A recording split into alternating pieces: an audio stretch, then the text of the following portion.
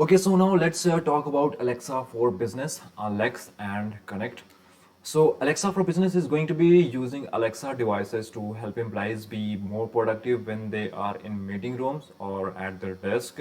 So a very simple use case would be to book a meeting room or to book calendar invites. The idea is that with Alexa for Business, you will have the capability to measure and increase the utilization of meeting rooms in the workplace by reducing friction. Okay, this is all you need to know for the Alexa for Business. The next thing is Amazon Lex, and Lex sounds like Alexa. Uh, and the reason is it is the same technology that powers the Alexa device.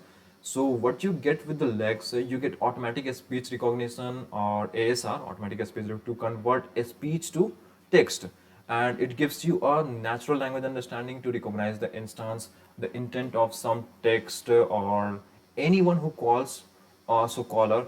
The reason you would use Lex is to build chatbots or automated call center bots.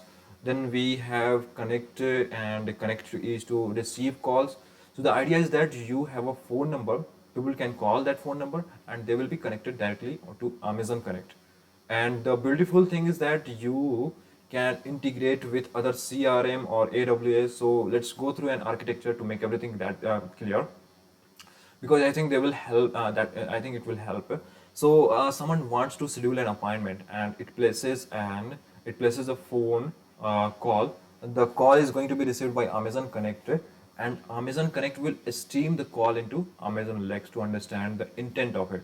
So Amazon Lex will look at the speech and will use the automatic speech recognition technology to understand what is the call about.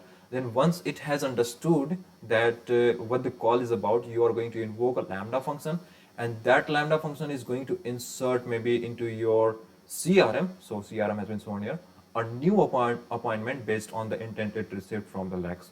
So there is a very simple architecture, and that is the extent of what the exam will ask you on this technology.